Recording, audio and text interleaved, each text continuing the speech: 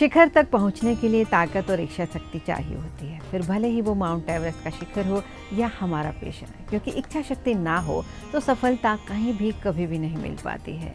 हमारे भाग्योदय के सभी दर्शकों को बहुत बहुत नमस्कार नुपुर शर्मा की ओर से, और आज के भाग्योदय में बहुत बहुत स्वागत है आपका। आज सबसे पहले बात करेंगे पंचांग की। तो आज दिन है बुधवार, तारीख है 16 अक्टूबर 2024 और तिथि है आश्विन मास के शुक्ल पक्ष की चतुर्दशी तिथि, जो रात 8:40 तक रहेगी और उसके बाद पूर्णिमा तिथि शुरू हो जाएगी। तो ये पूर्णिमा भी कुछ खास है जिसकी आज हम चर्चा करेंगे। आज नक्षत्र है उत्तरा भाद्र, जो शाम 7:17 तक रहेगा और उसके बाद रेवती नक्षत्र शुरू हो जाएगा। आज ध्रुव योग है, जो सुबह 10:09 तक रहेगा और उसके बाद व्याघात योग शुरू हो जाएगा।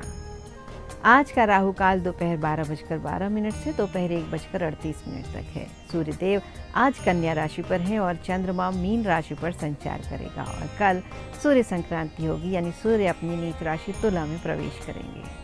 त्योहार और व्रत की बात करें तो कोजागिरी व्रत और शरद पूर्णिमा आज ही है। साल भर में कुछ खास पूर्णिमा ऐसी होती हैं जिन्हें बहुत शुभ और लाभदायक माना जाता है, और इन्हीं में से एक है आश्विन मास के शुक्ल पक्ष को पड़ने वाली शरद पूर्णिमा, यानी आज का दिन। धनदायक पूर्णिमा मानी जाने वाली शरद पूर्णिमा के दिन आकाश से अमृत वर्षा तो होती ही है। यदि आप विधि विधान से पूजन अर्चन करें तो माँ लक्ष्मी भी अपनी विशेष कृपा बरसाती हैं। आज की पूर्णिमा तिथि रात 8:41 से शुरू होगी और चंद्रमा की पूजा रात में की जाती है, इसलिए शरद पूर्णिमा आज ही मनाई जाएगी, क्योंकि कल रात कृष्ण पक्ष की प्रतिपदा तिथि शुरू हो जाएगी। और आज रेवती नक्षत्र, रवि योग और ध्रुव योग का संयोग भी है शरद पूर्णिमा के साथ में। कहते हैं कि शरद पूर्णिमा की रात को चंद्रमा की किरणों से अमृत की वर्षा होती है। तो ये क्यों होती है ये भी आपको ज़रूर बताएंगे, लेकिन इसीलिए सभी लोग खीर बनाकर चंद्रमा की शीतल रोशनी में रख देते हैं। और ऐसी भी मान्यता है कि आज की रात को ही भगवान कृष्ण ने महारास किया था। कान्हा जी ने बंसी बजाकर गोपियों को अपने पास बुलाया था और हर गोपी के लिए एक कृष्ण बनाकर उन्हें ईश्वरीय अमृत का पान कराया था। पूरी रात सब मिलकर नृत्य करते रहे, इसलिए इसे रास पूर्णिमा, कमला पूर्णिमा, कौमुदी पूर्णिमा या कोजागिरी पूर्णिमा भी कहते हैं। बंगाल, त्रिपुरा, महाराष्ट्र और असम में इस रात को कोजागिरी पूर्णिमा के नाम से मनाया जाता है। बंगाली में कोजागिरी का मतलब होता है जो जाग रहा है। ये मान्यता है कि समुद्र मंथन के दौरान शरद पूर्णिमा यानी आज ही के दिन माँ लक्ष्मी प्रकट हुई थी, और शरद पूर्णिमा के दिन चंद्रदेव के साथ माँ लक्ष्मी की भी इसीलिए पूजा करना शुभ माना जाता है। आज के दिन वे अपने भक्तों पर विशेष कृपा बरसाती हैं, और आज के दिन वे अपने वाहन उल्लू पर सवार होकर निकलती हैं, लोगों के घर पहुंचती हैं, देखती हैं वे जाग रहे हैं या नहीं, और उन्हें तभी आशीर्वाद मिलता है जब वे माँ की पूजा कर रहे हों, उन्हें याद कर रहे हों, उनका कोई पाठ कर रहे हों। जो लोग उनके पूजन में लीन होते हैं उन पर वे धन वर्षा करती हैं, उनके घर में वास करती हैं। एक ओर चंद्रमा की चांदनी से पूरी धरती रोशनी से सराबोर रहती है, तो दूसरी ओर इसी दौरान माँ लक्ष्मी की ओर से की जाने वाली धन वर्षा लोगों के जीवन में नया बदलाव लाती है। बहुत सारी मान्यताएं शरद पूर्णिमा को लेकर भी हैं। ज्योतिष की मान्यता है कि संपूर्ण वर्ष में केवल आज के ही दिन चंद्रमा षोडश कलाओं का होता है। धर्मशास्त्रों में इसका उल्लेख है कि रात्रोत्सव का ये दिन वास्तव में भगवान श्री कृष्ण ने जगत की भलाई के लिए निर्धारित किया था, क्योंकि इस रात को ही चंद्रमा की किरणों से सुधा छलती है। चंद्रमा को औषधियों का देवता माना गया है और कार्तिक का व्रत शरद पूर्णिमा से ही आरंभ होता है। इस रात्रि में भ्रमण और चंद्र किरणों का शरीर पर पड़ना बहुत ही शुभ माना जाता है, और हर पूर्णिमा को व्रत करने वाले इस दिन भी चंद्रमा का पूजन करके भोजन करते हैं। चांद की रोशनी में सुई में धागा डाला जाता है, नृत्य किया जाता है और बहुत सारे आयोजन किए जाते हैं। कई लोग उसमें बैठकर खाना भी खाते हैं। इस दिन शिव, पार्वती और कार्तिकेय की भी पूजा की जाती है। यही पूर्णिमा कार्तिक स्नान के साथ साथ राधा दामोदर पूजन, व्रत धारण करने का भी दिन है। एक अध्ययन ये कहता है कि शरद पूर्णिमा पर औषधियों की स्पंदन क्षमता अधिक हो जाती है। रसाकर्षण के कारण जब अंदर का पदार्थ शांत होने लगता है, तब रिक्तिकाओं से विशेष प्रकार की ध्वनि निकलती है। लंकाधिपति रावण शरद पूर्णिमा की रात ही किरणों को दर्पण के माध्यम से अपनी नाभि पर ग्रहण करता था, और इस प्रक्रिया से उसे पुनर्यौवन की शक्ति प्राप्त होती थी। चांदनी रात में रात 10 से 12 बजे के बीच कम वस्त्रों में घूमने वाले व्यक्ति को इसीलिए अधिक ऊर्जा प्राप्त होती है।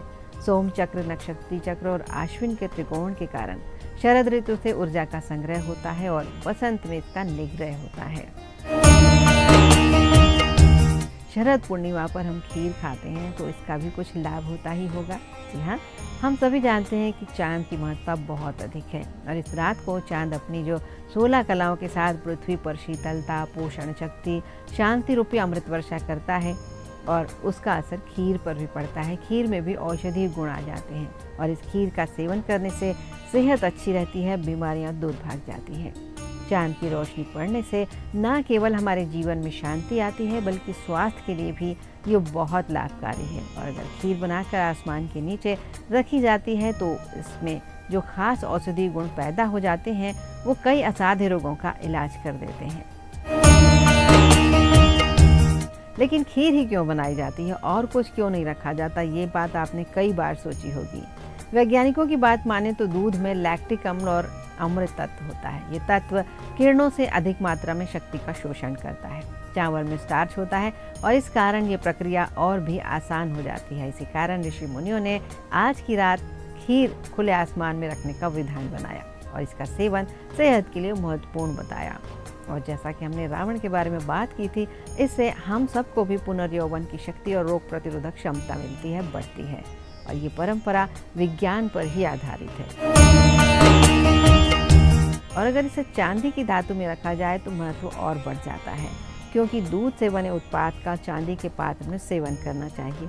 चांदी में प्रतिरोधक क्षमता अधिक होती है, इससे विषाणु दूर रहते हैं और हर व्यक्ति को कम से कम 30 मिनट तक शरद पूर्णिमा का स्नान यानी किरणों का स्नान जरूर करना चाहिए। इस दिन बनने वाला वातावरण दमा के रोगियों के लिए भी बहुत लाभकारी माना गया है। चांद को देखने से आंखों की नज़र भी तेज होती है।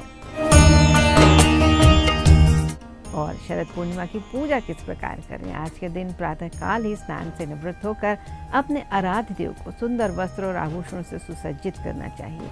उन्हें अक्षत, पुष्प, दीप, नैवेद्य, पान, सुपारी, आसन और दक्षिणा प्रदान करें। विधि विधान से उनका पूजन करें, प्रसाद बांटें। आज के दिन खीर और पूरी बनवाकर भगवान को उसका भोग लगाएं। अर्धरात्रि को भी इसका भोग लगाएं और रात्रि जागरण भी करना चाहिए। भोग लगाए प्रसाद को चंद्रमा की रोशनी में रख दें। और ये अमृत बरसने की मान्यता है, इसलिए भोग भी, प्रसाद को भी खुले में रखने से वह अमृत रूपी हो जाता है। और आज की रात भगवान को भी नदी में भ्रमण कराया जाता है या चांद की रोशनी में भ्रमण कराया जाता है। और अगले दिन ये प्रसाद सभी को दें और खुद भी खाएं। इसको करने के बाद इसकी कथा अवश्य सुनें। और खीर चांदी के बर्तन में रखी होगी तो लाभ और अधिक होगा। और शरद पूर्णिमा की व्रत कथा भी हम आपको बताते हैं। एक साहूकार की 2 पुत्रियां थीं। दोनों पुत्रियां पूर्णिमा का व्रत रखती थीं, लेकिन बड़ी पुत्री पूर्णिमा का पूरा व्रत करती थी और छोटी पुत्री अधूरा करती थी। इसका परिणाम ये हुआ कि छोटी पुत्री की जो संतान जन्म लेती थी, जन्म लेते साथ ही उसका देहांत हो जाता था। पंडितों से उसने इसका कारण पूछा तो बताया गया कि तुम पूर्णिमा का अधूरा व्रत करती हो, जिसके कारण तुम्हारी संतान जी नहीं पाती।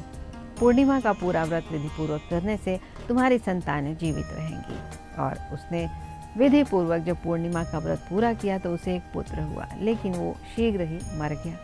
उसने लड़के को पीढ़े पर लिटाकर ऊपर से कपड़ा ढक दिया, फिर अपनी बड़ी बहन को बुला कर लाई और उसे बैठने के लिए वही पीढ़ा दे दिया। बड़ी बहन जब पीढ़े पर बैठने लगी तो उसका घाघरा बच्चे को छू गया और घाघरा छूते ही बच्चा रोने लगा। इस पर बड़ी बहन ने बोला, अरे तू मुझे कलंक लगाना चाहती है क्या? मेरे बैठने से तो ये बच्चा मर जाता। इस पर छोटी बहन आश्चर्य से बोली कि बहन, ये तो पहले से ही मरा हुआ था, लेकिन तेरे भाग्य से जीवित हो गया है और तेरे पुण्य का इस पर असर हुआ है।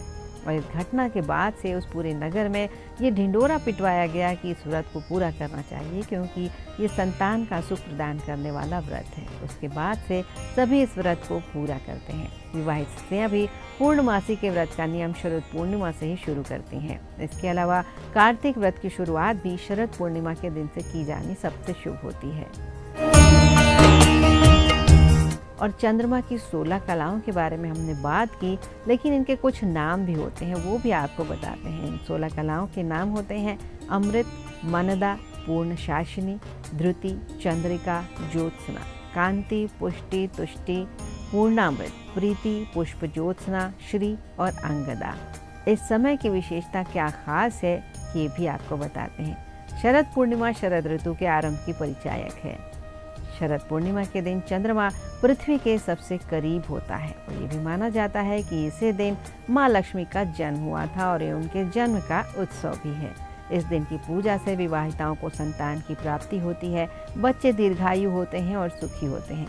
और पूर्णिमा तिथि पर समुद्र में ज्वार भाटा भी आता है, क्योंकि चंद्रमा समुद्र के जल को ऊपर की ओर खींचता है और मानव शरीर भी 85% जल से बना हुआ है। इसीलिए पूर्णिमा के दिन शरीर के जल और इसके गुणों पर भी प्रभाव पड़ता है।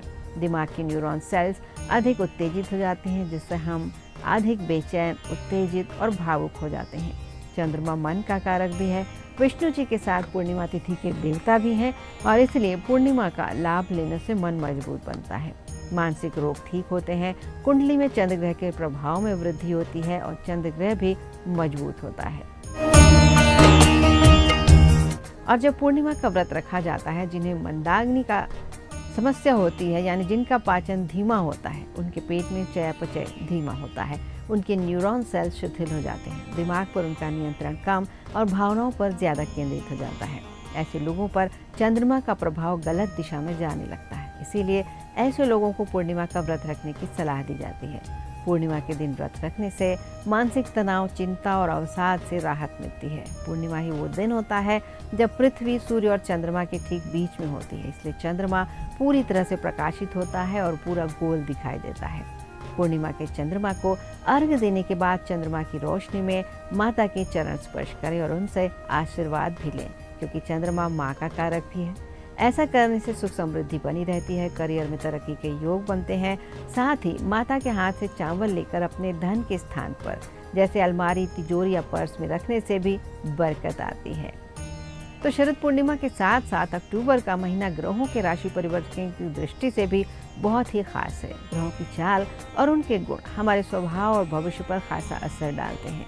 ग्रह एक निश्चित अंतराल पर अपनी चाल को बदलते रहते हैं और एक विशेष अवधि में मौजूदा राशि को छोड़कर दूसरी राशि में आते जाते रहते हैं।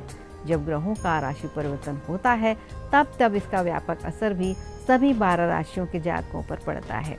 अक्टूबर के महीने में 4 ग्रह अपनी राशि बदल रहे हैं, जिसमें बुध, शुक्र, मंगल और सूर्य ग्रह होंगे। सबसे पहले बुध ग्रह 10 अक्टूबर को तुला राशि में जा चुका है और उसके बाद 13 अक्टूबर को शुक्र का गोचर वृश्चिक राशि में हो चुका है। ग्रहों के राजा सूर्य का राशि परिवर्तन कल यानी 17 अक्टूबर को होगा। सूर्यदेव तुला राशि में गोचर करेंगे और सबसे अंत में ग्रहों के सेनापति मंगल 20 अक्टूबर को कर्क राशि में प्रवेश करेंगे और साथ ही 9 अक्टूबर को गुरु ग्रह वक्री हो चुके हैं। इन 4 बड़े ग्रहों के राशि परिवर्तन और गुरु के वक्री होने का प्रभाव 12 राशियों पर क्या होगा, इनमें किसी को लाभ और किसी को हानि तो जरूर होगी, लेकिन इस पर करेंगे कल सुबह चर्चा। और आज का शीतल चंद्र आप सबके जीवन में भी शीतलता और अनंत खुशियां भर दे। आप सबको शरद पूर्णिमा की बहुत बहुत शुभकामनाएं और इस कामना के साथ ही आज के भाग्योदय से नूपुर शर्मा को अनुमति दीजिए। आप सभी को नमस्कार और मंगलमय दिन की शुभकामनाएं।